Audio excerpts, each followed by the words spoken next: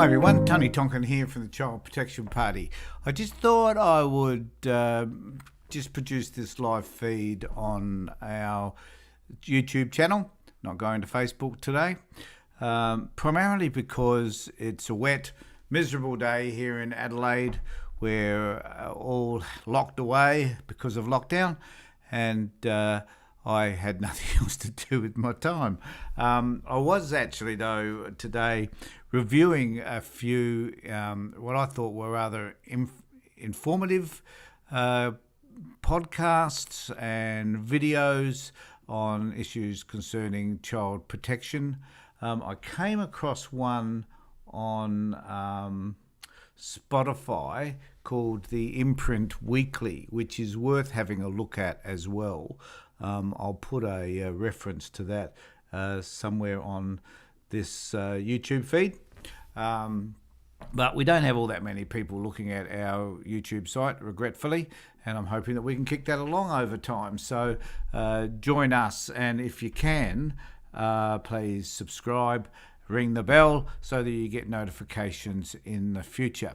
I'm hoping that today my conversations with you will hopefully be a little bit helpful in terms of having a look at an issue which appeared to me today after watching a YouTube channel produced here in South Australia, which was around the removal of children and their videoing of the events. So they had this part one, part two. I'm not going to refer to you what the video channel was, because one of the things that occurred to me is that when we're arguing with authorities, and particularly when we're throwing a whole host of conspiracy theories at the authorities around the fact that they're not legitimate, that they're that the police are not legitimate, that the social workers in the department are not legitimate, and that what was the other thing, that we should be answerable to the Queen,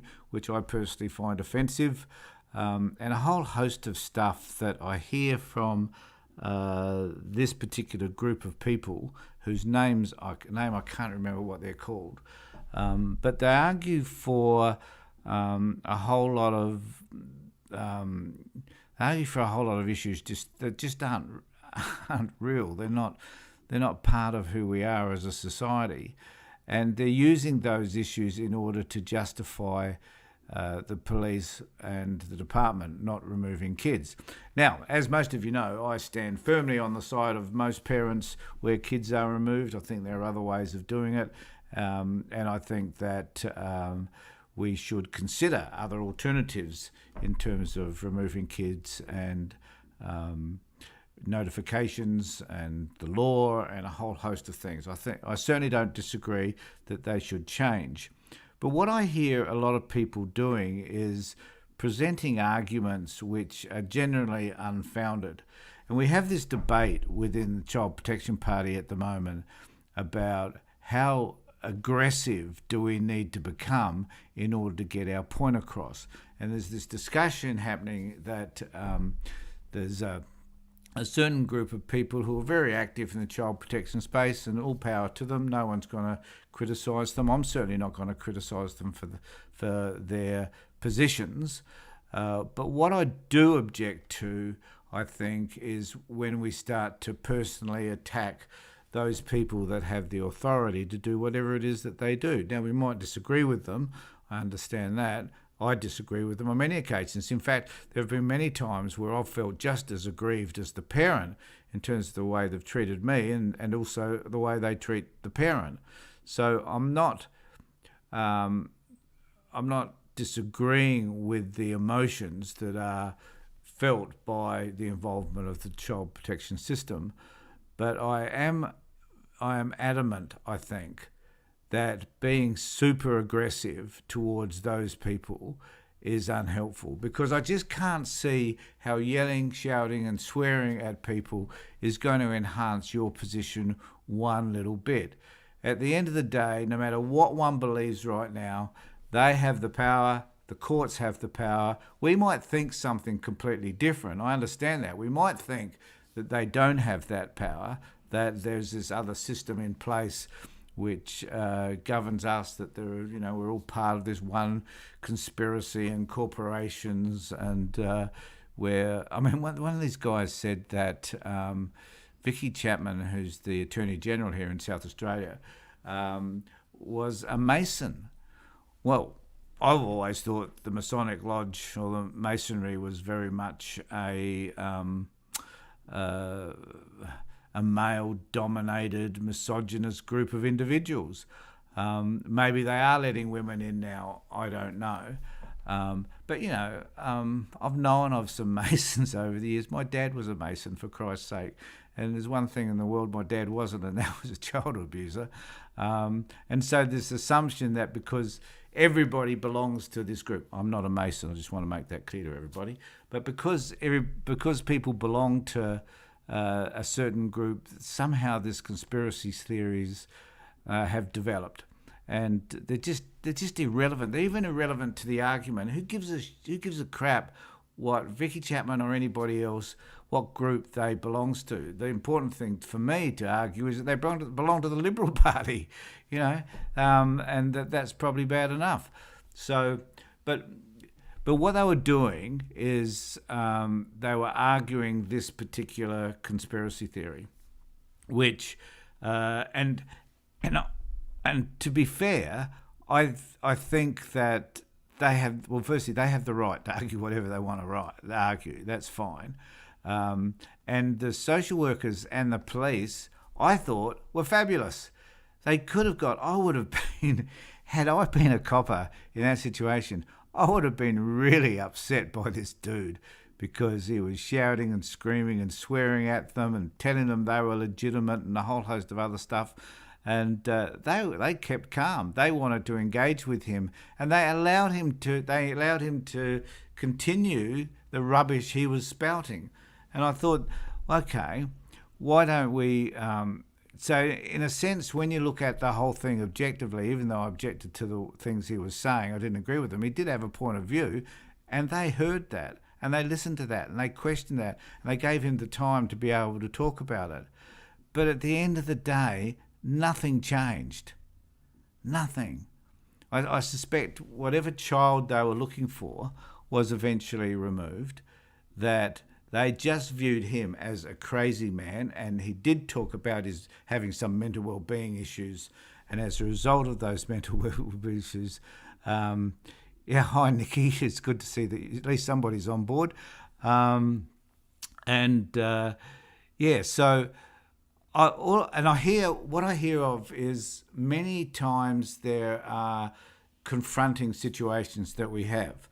And I can appreciate that one of the most confronting moments that anybody could have is the removal of a child and the police turning up.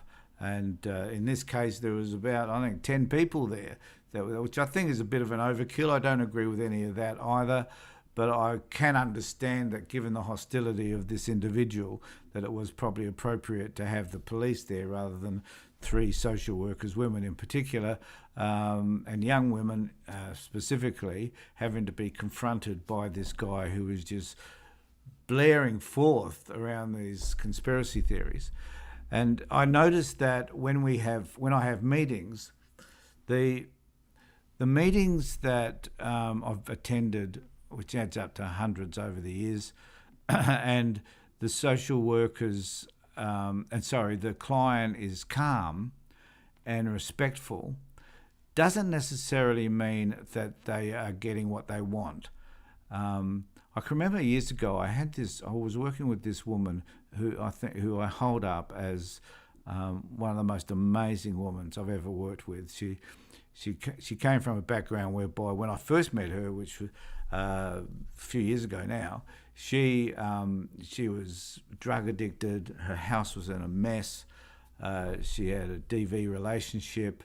Her daughter was also addicted. She was also pregnant, and it was a mess. And I met up with her again 12 months later, and she turned her life around dramatically to the point whereby this woman is now working with in Aboriginal Health Service and working with youth. And she's dynamic. She's fantastic. The interesting thing was she always was dynamic and she always was fantastic and she was extremely articulate. But when she continued to argue with the department, because she was so smart, she knew her arguments and they were always reasonably sound. But when she did that and did it continually, it didn't enhance her situation one iota. In fact, what happens is that when people see us being aggressive towards them, raising our voices, swearing, calling them names and that sort of thing, it actually deteriorates the relationship and how they view us.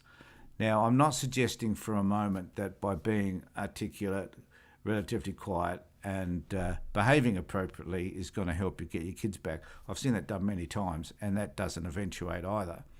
But what it does do, it doesn't antagonise the situation. It doesn't. We may not like these people, and there are many social workers out there that you can just not like, and there are many that you can. And there are some fabulous social workers out there that you can work with. Unfortunately, a lot of families don't find them. There was a post on one of the Facebook pages today, though, that did highlight the ability to be able to work with a social worker. And it was good to see the client, the woman, the parent, acknowledge the work that she'd been able to do with this social worker, because clearly she was heard, she was recognised, and it looked like she'd improved the possibilities, at least, of having her child returned to her. And I see that as something extremely positive because, okay, if you get someone who is practicing social work poorly and they see you in a negative light, and then you start to swear and yell at them and scream at them, then you're not doing your case any good, because that just adds to whatever filter they have about you.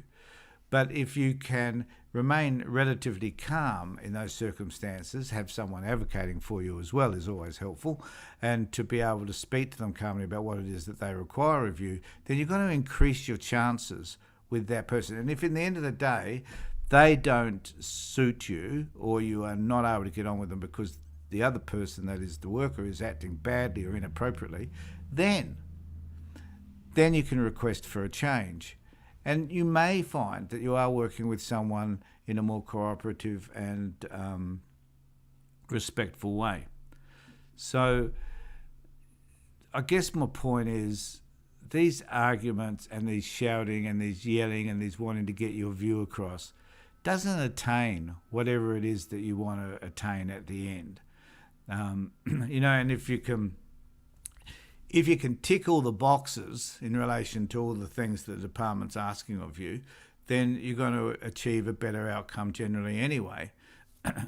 But the interesting thing is, those people that have certain conspiracy theoretical views of the world often decide at the very beginning that no matter what they're asked to do, they're not going to do it. They don't accept and are unable to accept that the people with the power and authority are those people that have got your kids. Whether you agree with the system or whether you think it's right or wrong doesn't matter.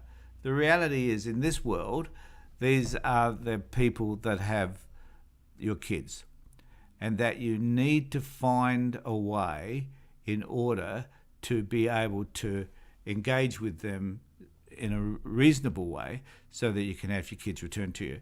So my issue today is don't argue. Regardless of your views of the person, you see, this is the thing. They have a view of you which is counterproductive in terms of having kids returned. You have a view of them which is also counterproductive in having your child returned. And people respond to those views. People with a racist view behave in racist ways. People with a misogynist view behave in ways which is about disliking what any woman might say or do. And we may not necessarily agree with anything that they say, but that doesn't mean we can't work to improve the relationship. We may not like them, but if they have the power and authority, then we need to find ways to work around that so that we can be heard, have our voice heard, and have the children's voices heard in particular. So I just want to thank Nikki for being with me today. I really appreciate it. And I just want us to think a little bit more about how do we not argue, how do we put our point of view across in a meaningful way, which isn't going to denigrate the process, but helps us to get what it is that we specifically want. So thanks everybody. This is just a quick summary of just a thought and an idea that I've had today that was concerning me. Hope you've enjoyed this, and also just want to remind everybody to subscribe and to ring the bell so that you can get further notifications. And just down below, put any comments. If you've got something that you'd need to say to us, then we'd love to hear from you. Thanks everybody. Take care and look after yourself.